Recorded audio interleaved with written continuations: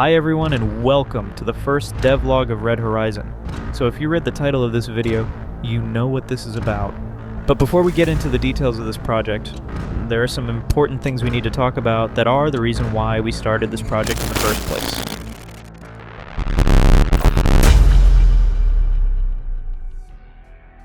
Looking at the gaming industry today, it's obvious things are not in the same place they were when we had the classics 10 to 20 years ago. When you wake up in the morning and you don't have like that game that you want to play. Yeah. Like you're rushing to get down your breakfast so that you could hop on.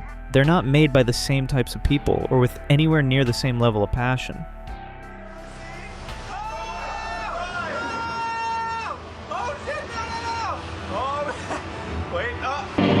Last night, the publisher staged a premiere-style event in Leicester Square and pulled out all the stops for what is a multi-million-pound release.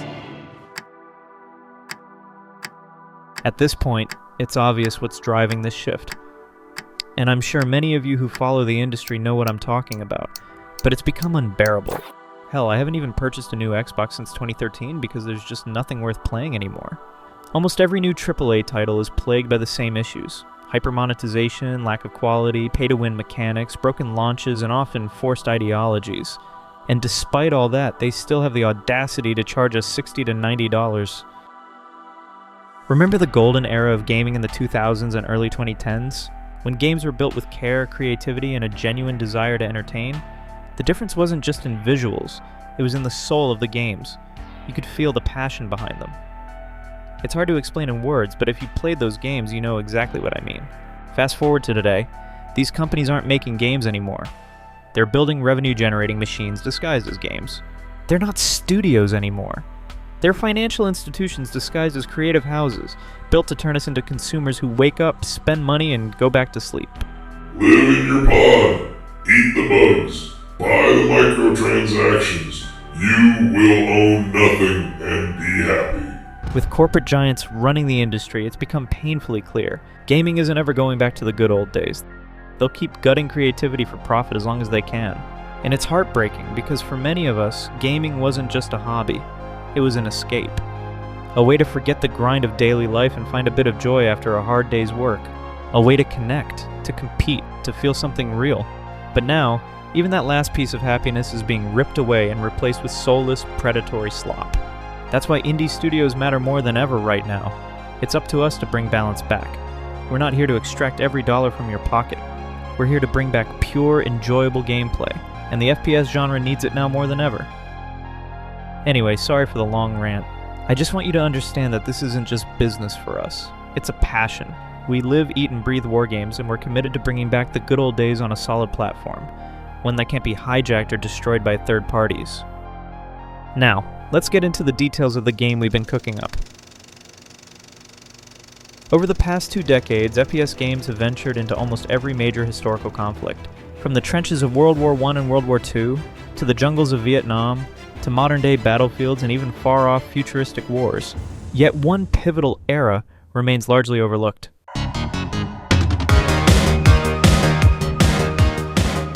The Cold War. Specifically the tense years of the 1980s and early 1990s, when the world stood on the brink of annihilation. Our game dives headfirst into this underexplored chapter, setting the stage in an alternate reality where the Cold War erupts into a full-scale global conflict, igniting nothing less than World War III. The potential of this time period for a war game is immense, offering huge creative freedom and rich storytelling possibilities. Players can experience scenarios across Europe along the Iron Curtain from iconic areas like Berlin and Frankfurt, with sprawling battles across the Fulda Gap. Beyond Europe, the game expands to global hotspots throughout Asia, South America, Africa, and the Middle East. And then to add to the global drama, the game will absolutely have a fictional Soviet invasion of America, reminiscent of scenarios depicted in the Red Dawn film. They mess with the wrong family. Not that one, the other one. Think Red Dawn, World in Conflict, or the famous Tom Clancy's novels, but reimagined as a first-person shooter. And along with the fictional events, we will also be including real events as well, so you can get your fix on that too. We'll be weaving in the Falklands War, the invasions of Grenada and Panama, Desert Storm, the Battle of Grozny, and the Soviet involvement in Afghanistan and more. In this story, every corner of the globe is embroiled in conflict, which will give us such a depth of gameplay and story. The lore behind the fictional World War III conflict is already being worked on to set the stage for the game, but it is still a work in progress and there's too much to go over, so that'll have to be in a separate video.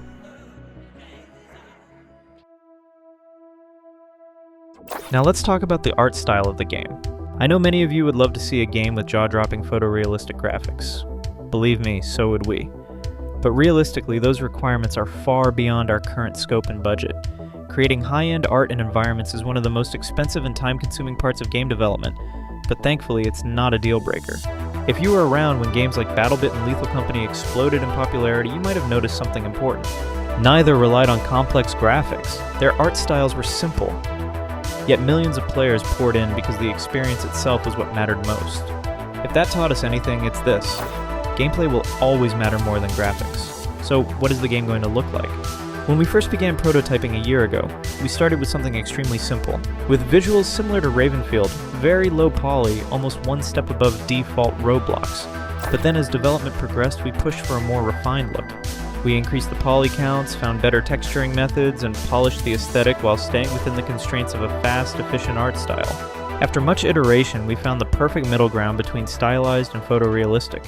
We call it stylized realism, a hybrid art form with enough added realism to strip away the cartoonish feeling while remaining clean, sharp, and grounded. This approach doesn't just make production more budget-friendly. It gives us major advantages over traditional AAA studios. Instead of waiting half a year for a few new maps, you'll likely see multiple maps within just a couple of months. This is one of our biggest strengths. We can keep the world expanding without forcing players to wait between long, grueling development cycles. And it allows us to put more time and focus onto actual development and new features. And don't worry, it's still going to look damn good, just without the endless delays. Alright, now let's talk about gameplay.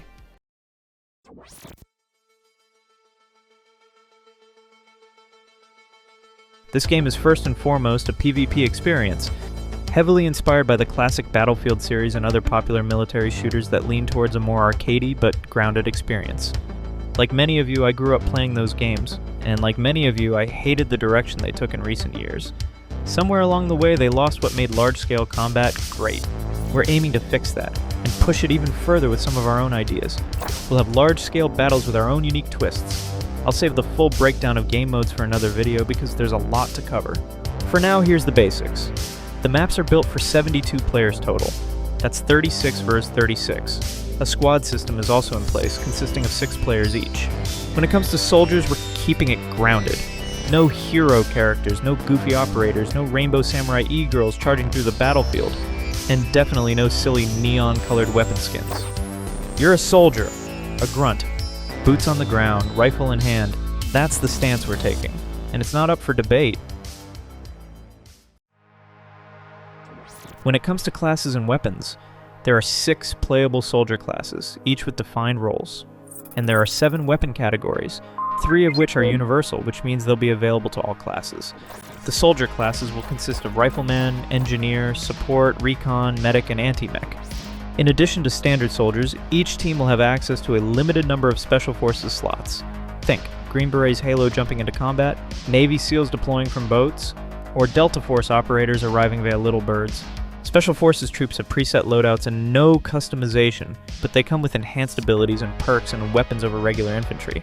These roles are limited per team, and will usually be awarded to the squad with the most points. When it comes to player factions, our goal is to represent every major force that would realistically take part in this fictional global conflict, along with a few original groups to add fresh dynamics to the battlefield. We'll begin with the core superpowers, the United States and the Soviet Union, then gradually expand to include the full range of NATO and Warsaw Pact nations. Beyond that, we're also diving into non-aligned powers and regional actors, countries like North and South Korea, China, South American nations, various African factions, and other key players across Asia and the Middle East. Each faction will bring its own identity, tactics, and technology to the fight, helping build a truly global war experience. We also plan to feature a full spectrum of military vehicles, spanning land, air, and sea. Each category will include multiple class types, from light scout vehicles and transport trucks to main battle tanks, IFVs, attack helicopters, fighter jets, naval vessels, and more. Our goal is to deliver a combined arms experience where every vehicle plays a distinct role in the fight, whether you're storming a beachhead, patrolling the skies, or holding the line with armored support. And of course, destruction will be a core part of the gameplay, ranging from micro-destruction like walls, windows, and cover being blown apart, to macro-level destruction where entire buildings collapse or key structures are leveled, in some cases dynamically altering the layout of the battlefield. Before we wrap up, I want to leave you with the bigger picture and the full vision behind this project. The first installment focuses on a Cold War gone hot, but we're not stopping there. One of the biggest reasons we chose this particular art style is because it frees us from the endless cycle of graphical arms races that dominate the industry. You see it all the time. Studios release new games year after year, chasing the latest graphical trends. And in the process, the older titles that players once loved get left behind, outdated and abandoned. Remastering those old games becomes too expensive, too time-consuming, and too disconnected from the newer experiences. We're doing it differently. By building with a timeless art style, we're creating a foundation that's designed to last. It won't age out of relevance, and it gives us the flexibility to update, remaster, and expand our games without sacrificing cohesion or draining massive resources. Everything stays connected aesthetically and mechanically, and because of that, we can dream bigger. Our vision isn't just to cover the Cold War. We aim to create a comprehensive military wargaming platform, a universe that spans multiple historical eras.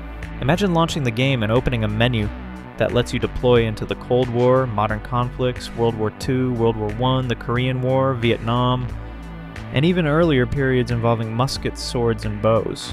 Each era will have its own uniquely crafted experience, true to the time it represents. Each expansion will feel meaningful, immersive, and connected, like a single growing world of military warfare. That's the mission. A dynamic, evolving platform where players can experience the full scope of warfare across history, all under one roof. Beyond just historical expansion, we also want to give players creative freedom. At some point, we plan to implement an in-game editor where you can create your own custom maps and script your own missions. Build your own battlefields, set up scenarios, write your own rules, and then publish them for others to play. We'll have a dedicated custom games browser where players can explore new maps, missions, and full experiences built by the community, whether made with our editor or fully modded. The goal is to open up the sandbox and let creativity thrive. Another feature we're passionate about is bringing back a true theater mode. A full replay system that lets you capture battles, make cinematics, or even build those screenplays just like players used to back in the day. Okay, that's where I'm going to end this first devlog. Now, some of these features are obviously further down the road, but I wanted to lay it all out. The goal here was to give you a big picture perspective on what we're building and why we're building it this way. In the next devlogs, we'll dive deeper, breaking down each part of the game in more detail, category by category.